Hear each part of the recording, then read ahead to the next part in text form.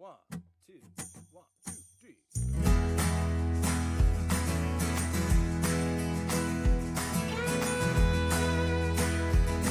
Hello, everyone. Welcome to The Local Youth Worker, a podcast brought to you by Reformed Youth Ministries. I'm your host, John Parrott. This is episode number 435, and I'm here with Linda and Scott. Linda, Scott, how's it going? Good. Good, John. It's good to see you guys again.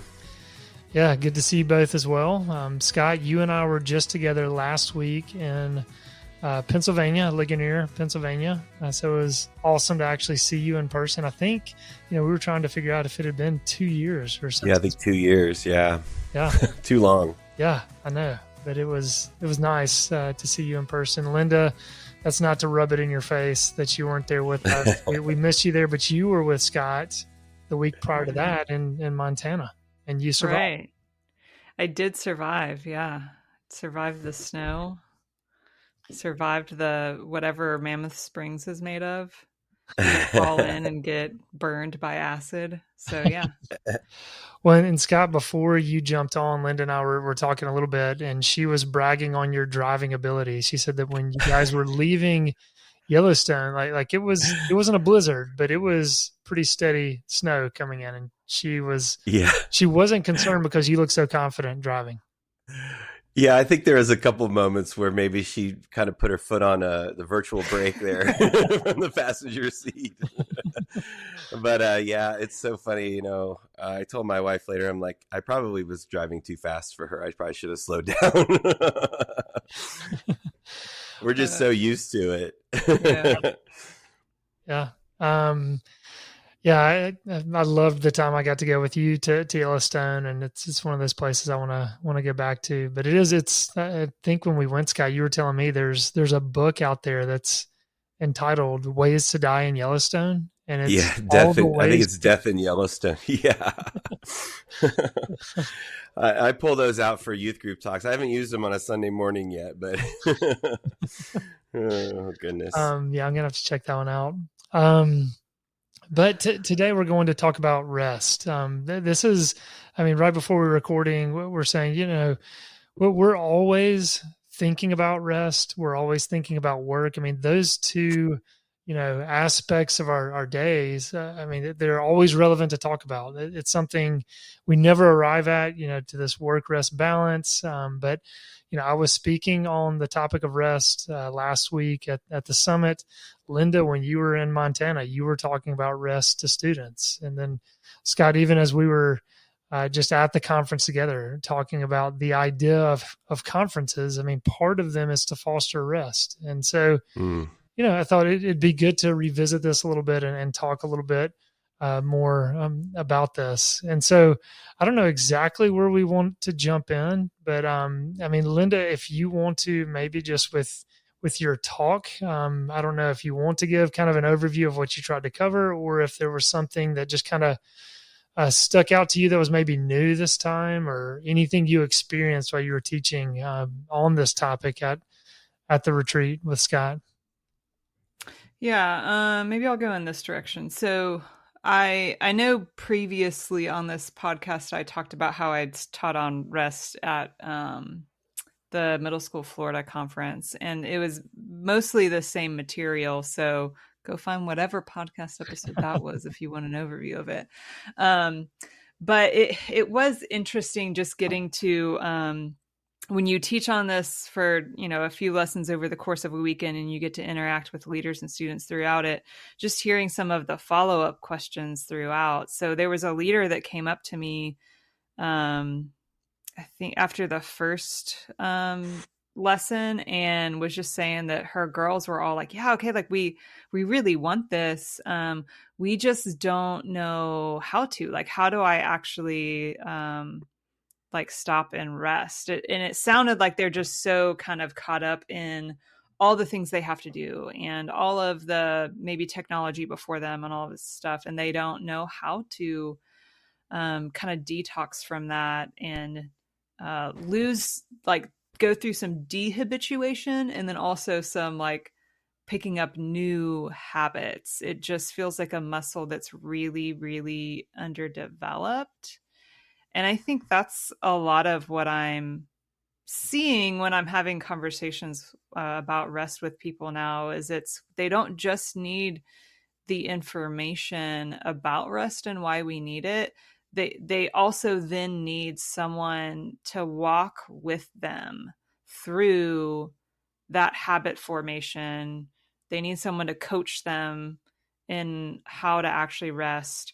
And they need someone who can walk alongside them as they are trying to learn to rest, but all the like internal dynamics that come up as you're trying to do that and you're not used to doing it. They need someone to guide them through those sorts of things. I've even had some conversations with friends recently that said, like two different friends in the past week said some version of, I really feel like God is calling me to live a slower way or slower pace of life.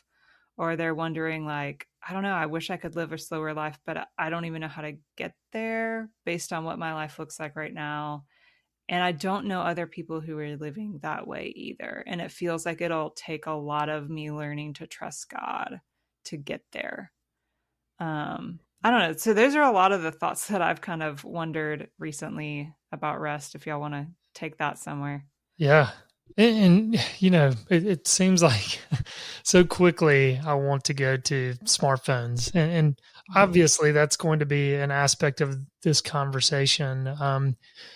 You know, I mean, you talking about habits, you talking about people just feeling called to a slower pace. To me, it just seems like with social media and smartphones, the all of the information that's coming at us makes us overwhelmed. It makes us feel like things are so fast paced and we need to kind of pump the brakes. And so you wonder, again, Linda, going back to your comment of if that's kind of the origins of that. If you were to talk to that person and kind of ask them a little bit more, they'd be like, oh yeah, absolutely. It's my media intake. It's what I'm feeding on.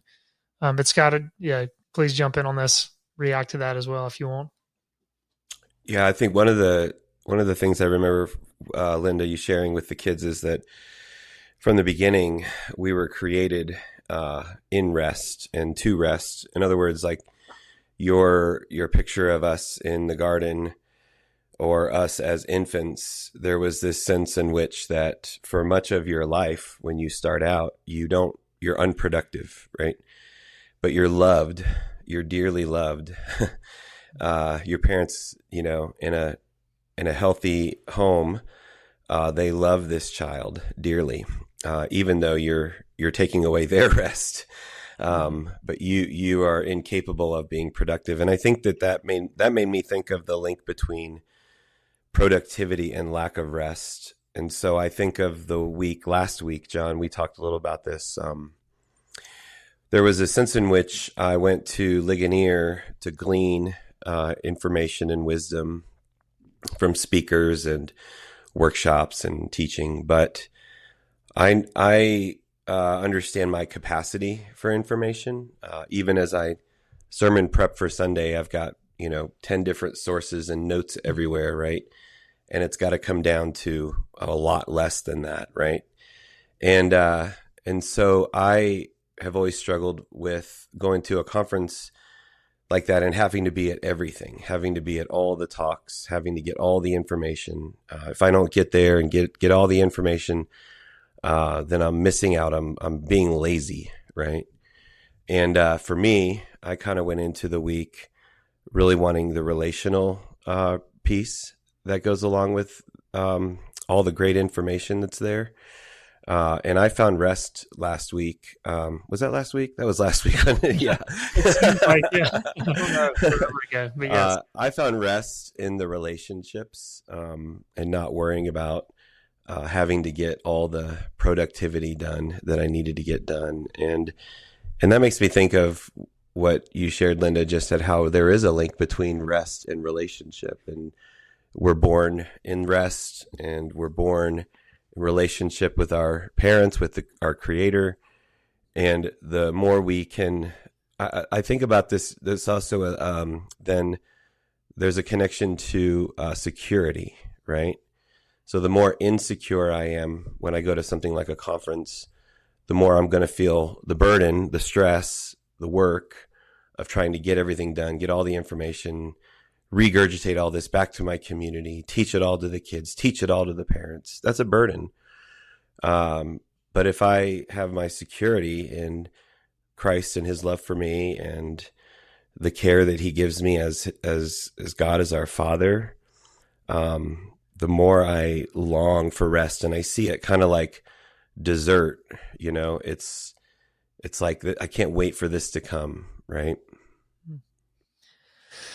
Now, I like that. I like how you said that. And as we're saying this too, I'm thinking just the sense of place and proximity of where we are in relation to rest. That, I mean, Linda, before we started recording, I was talking about you just getting away to Montana, going to a different place. Mm-hmm. And then Scott, you leaving Montana, you going to Pennsylvania. And there's something about, I think, as this is coming out, most, not everybody, but some people have had their spring breaks. And so they're coming back from, the break. But there's something about like changing our proximity, changing our location to try to foster rest. Linda, you want to react to that a little bit? Just based on you going to Montana, Scott, whoever wants to jump in.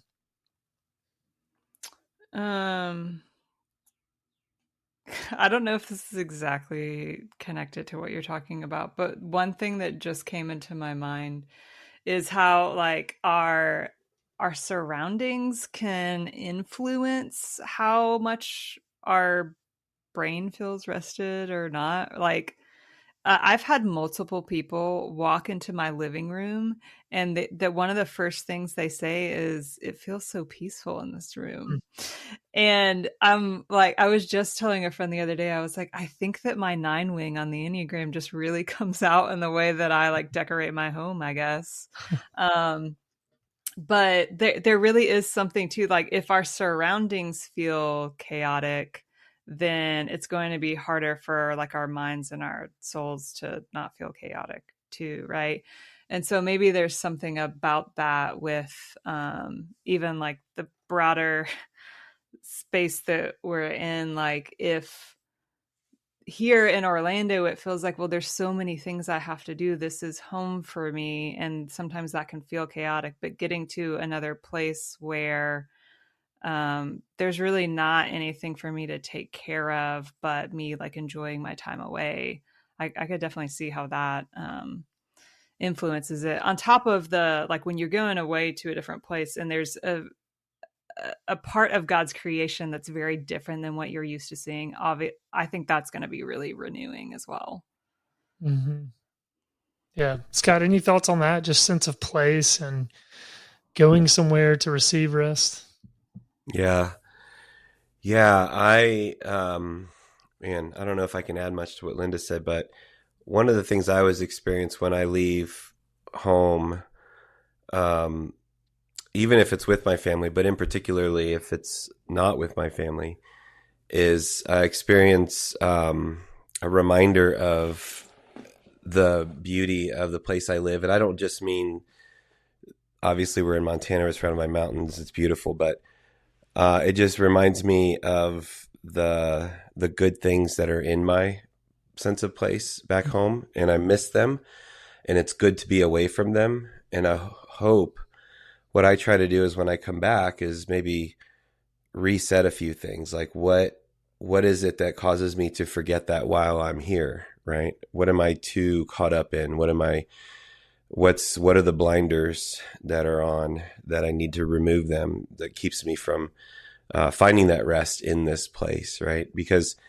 it's good to go away and find rest, but it's obviously God meant for the Sabbath to be practiced in your place where you live, your regular daily practices, weekly practices, monthly, yearly.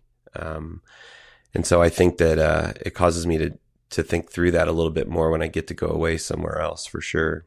And it's interesting. I kind of look around and I see how I kind of absorb the culture and kind of what are the cultural values here and how would I rest if I lived here versus at home, Mm-hmm. Yeah, that's a good point, because maybe some of what you're getting at too is just kind of the the grass is always greener, where sometimes it just takes us getting to go, to the other pasture, so to speak, to realize how much we have, back home. And like you're talking about in Montana, to kind of have some of those practices of how can I appreciate this more once I can return to it and once I'm back in it. Scott, too, to go back to something you said earlier, is just kind of knowing, how much information you can take in, and kind of knowing a little bit of pumping the brakes a little bit, pausing a little bit, stepping away. Maybe let's talk about margin a little bit, just, in that, but then just in all of life. But maybe just kind of unpack that more for us just a little bit, what you were saying of just kind of, I don't know if this is kind of through the years you've learned this process of just knowing yourself better, and that's what it is. But Linda, I'd love for you to talk about some margin as well. Yeah, that's a great question. So, I think it was in Kelly Kapek's book, You're Only Human. He talks about the gift of finitude, and how that really was formative for me, just thinking through the more I understand my limitations, the more I enjoy God's gifts, right? And I've learned over the years, saying yes to too many things, packing the schedule, overwhelming others with information, overwhelming yourself with information, overwhelming yourself with activity, at a core level, is ignoring your brokenness, your finitude. And so I think that seeking Sabbath, intentionally seeking Sabbath, is a way to honor the Bible when it says that, there is none righteous, no, not one, right? We actually believe that. But the more we say yes to everything, the more we pack it all in, the more we try to overdo it, we're just forgetting, it's just a too high view of self, At our roundtable discussion, we talked about, with other youth pastors, we talked about the importance of the relationship between senior pastor and youth pastor. And I asked them, how many of your senior pastor works probably every day? And they pretty much around the table said, yeah, that's a problem, right? Mm. And so if the senior pastor is working every day, it's expected that the youth pastor works 8 days out of the 7, right? Not 7 out of 7. And so there just needs to be a better understanding of our brokenness, I think, within ministry. Yeah. Man, that's good stuff. So when it comes to margin and whatnot, there's a lot of ways that has been impressed upon me recently. Even some other people that I work with were talking with me about a week ago, and just talking about their practices of making margin in between meetings. There was someone that had a one-on-one meeting with me, and I think that maybe a couple hours before, he had a meeting with someone else at a coffee shop, and then he realized oh, I have about an hour to kill before I need to meet with Linda over Zoom. Should I go ahead and stop by the grocery store that's right next to me on my way home so that I don't have to stop by it tomorrow? That would have been Saturday for him. I could just get it out of the way. But he said he's learning to not fill all of his margin with things, right? And to instead give himself time to process and pray over the meeting he just got out of, and process and pray over the meeting that he's going to come into. And that allows him to show up differently.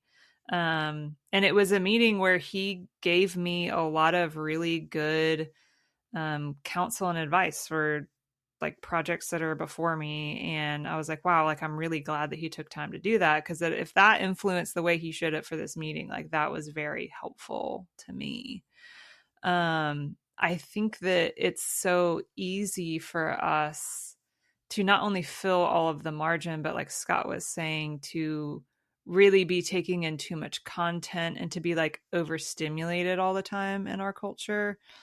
And when we have all of that going on and we don't have time to just chew on things and pray over things, that does not cultivate a deep interior life. and we need margin to be able to do it. Like, I think most people, if you thought about it, you would realize, oh, it's like, it's while I'm in the shower or while I'm taking a walk or doing things like that, that all of a sudden I have really creative or insightful things that come up. And like, there's a reason for that. Like, our brains need space to just kind of ruminate on things. I loved that there was one point during the retreat when I was in Montana where Scott just had the students like stop and do, I think it was like a 30-second like silent prayer before the lesson, right? Like those are good things for us to do, because it gives ourselves a moment to just pause and see like what's going on in us, and like, how can I bring that to the Lord, and how can I ask the Lord to just speak to me, rather than whatever's going on in me just continues on the whole time I'm listening to this content or whatever. But that has just been so helpful for me to think on those sorts of things. Do I have margin in my day to even do all of that? Or am I filling every space that there is with the next item on my to-do list? And if I'm not, then I don't know. I think I'm having a probably not biblical view of how to best use my time. Yeah. And I mean, what you just said, I don't know if it's just aging, but I have just learned, and I'm not saying I've learned like I've arrived, but I'm learning the necessity of margin in my life. It's what I used to be able to do, I'm just not able to do anymore.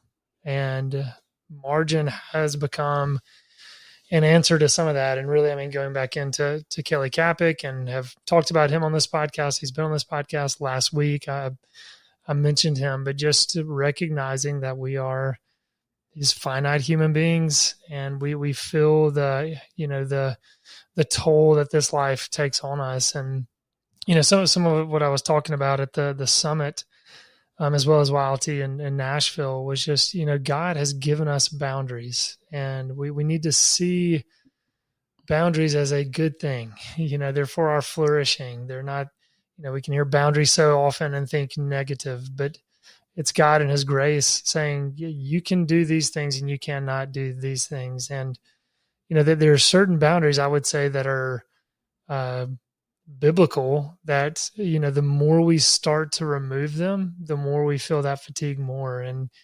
even just stopping and thinking, okay, some of those things that are clear boundaries, we would say eating, we have to eat to survive, and that takes a certain amount of time in our life, that takes a certain amount of energy. We've got to block that off. Sleep, we need a certain amount of sleep every night. We have to get that. And I know that's going to be difficult for a lot of us. And we've got to have that communion with the Lord. We've got to have community relationships. We've got to have recreation. There are these things that we need, or we're going to start to burn out, and we're going to feel restless, and to recognize. And again, there's room for debate on some of these boundaries that we have, but to recognize we do have boundaries, and to try to think about what they are in each of our lives, and see ways in which we might be resisting some of those boundaries. And oftentimes that's going to just feed fatigue when we're not doing that. Scott, I feel like you've been quiet a little while, so let me just turn it over to you. What do you have for us? That's all really good. I was with what Linda said about the pausing. We actually do that every Wednesday.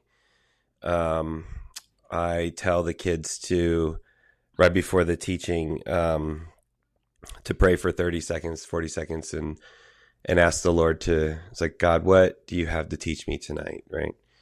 And, I don't know. I hope they do it. I think a lot of times they're probably taking that chance to whisper to one another and probably laugh, but whatever, it's there. It's an opportunity for them, which is what we're trying to do. Well, look, I'm just going to interject to say it's great you're doing that, because even if they're not, I mean, how often do our students sit in silence? Right. And so even if they're not praying, there's silence there. Right. There's this margin. So I applaud you for it. That's great. Yeah. So I'm thinking about something that we talked about at the end of the time with Linda up here. When we did something on Sunday morning before we did our worship service where we did a question and answer time for Linda so that kids and leaders could ask her questions, and they had some good ones. I remember, just getting down to like the practical, the nitty gritty for me about rest.